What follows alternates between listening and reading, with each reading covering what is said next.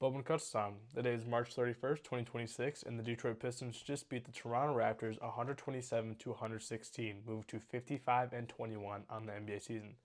Detroit bounces back from an overtime loss yesterday to the Oklahoma City Thunder. This was the second loss of the day for the Raptors organization, as the Motor City Crews got their first ever G League playoff win against the Raptors 905. Very good day for both teams. Obviously, a lot to like tonight in this win. Pretty needed win to keep that first place race that's going on right now between us and the Celtics. This is a very big win to just push us into a further just leeway we have. Jalen Duren watched tonight. I mean, 31 points, 9 rebounds. He misses one time. Not just like only from one time. He's 12 for 13 from the field, and he's 7 for 7 from the free throw line. He's having an elite stretch with this Cade injury of scoring, but something that's kind of been lost is his free throws.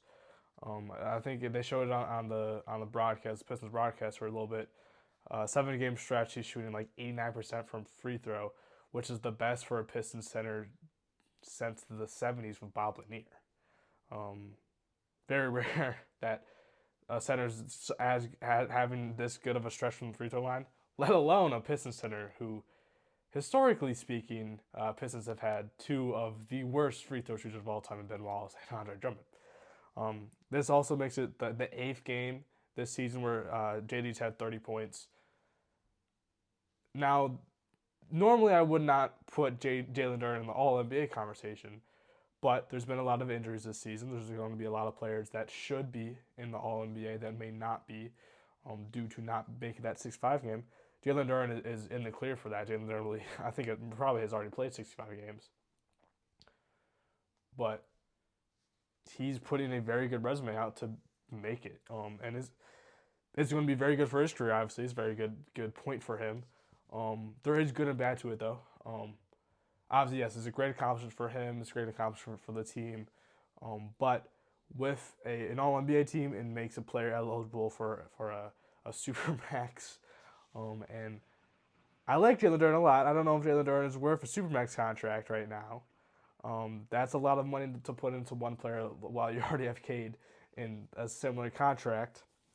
But Jalen Duren obviously will probably be re-signed to us, whether it's for that kind of value. If he makes All NBA team, we will see.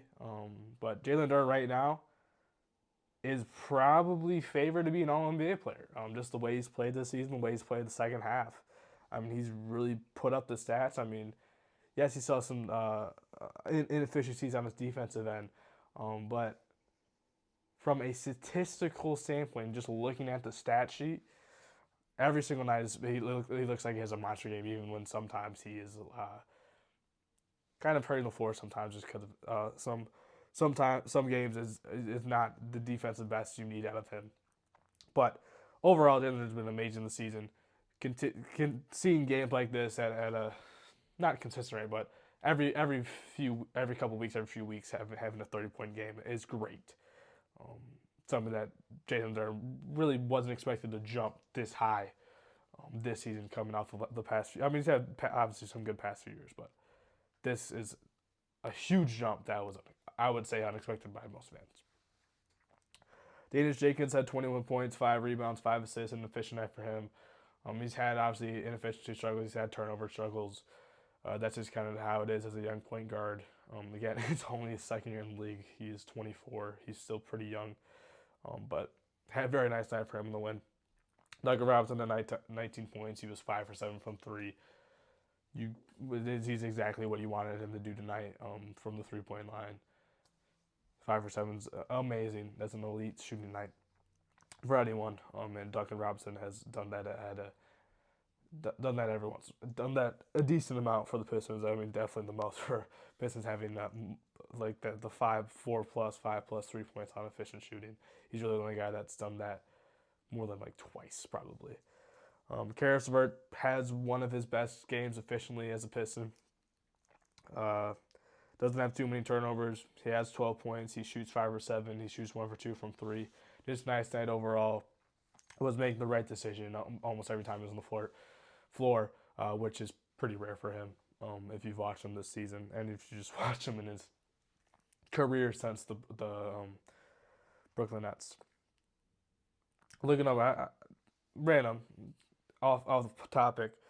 Caris LeVert had a 50-point game once, and I never realized that. And that's disrespectful to Caris LeVert, and I apologize. But again, Caris LeVert, nice game for him, just efficiently. Tobias Harris is a guy that Tobias. He's a post up player. He plays probably slightly below average defense just because he's older. He has a mid range. He has a 3-point shot when he's wide open sometimes, not in the corner. And he has a good inside game. He has 12 points. He has 5 rebounds. And he's 6 assists. Assists is something I want to focus on for him because he's in a playmaking stretch, probably his best playmaking stretch in his entire career. In 6 of the last 8 games, he has had 5+ assists. Yes, it has to do with Cade going down with injury, so the ball, people need to take the ball. And Tobias Harris is one of those guys, and one of those trusted guys, one of those most trusted vets on the team. But I was not expecting the assist numbers to have such a consistent at this rate. And I didn't know he had this because Tobias Harris, earlier in the season, was struggling to throw a lob to Jalen Duren, probably one of the easiest passes you could really make on this team. He can do it now. He can throw a lob to Jalen Duren now, which helps him get some assists.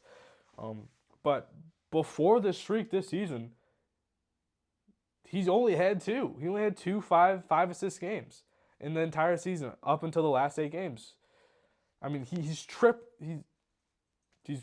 quadrupled the total amount he's had now, going from 2 to 8. I mean, I wasn't expecting this. I mean, it's a huge reason why the Pistons have been able to stay afloat. It's a huge reason why the Pistons' assist numbers is still so high, despite missing one of the best playmakers from the entire league in Cade Cunningham.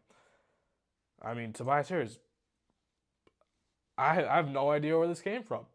I never in his career was he known for stretches of high assist numbers, high playmaking numbers.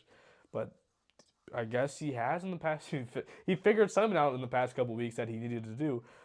And the Pistons need it because Cade's out and you need assists. You need people to pass the ball. And Tobias Harris has been that perfect player, and he's really stepped up in a role that I don't think anyone really expected him to be in. People Paul, solid overall game, 10 points, 5 assists, 1 off his career high.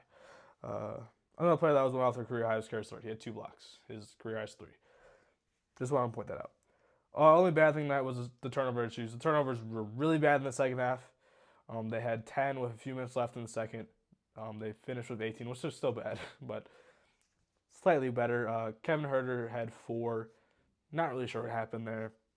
Danis had 3. Jalen Duren had 3. Asar had 3. Tobias didn't have 3. Tobias had 1. But not 2. I know he didn't have 2. He probably had 1 though. Again, it's a rushing thing. It's making rash decisions, making decisions that don't even need to be made at that moment. And it's just causing turnovers. And it's happened multiple times. It's happened in losses and it's happened in wins. It's happened with Cade here, but a lot less. So it's been a lot more consistent. One of the biggest issues the Pistons have had since his injury, that the Pistons just are turnover heavy. Did get some news on Cade today. He's back to light work.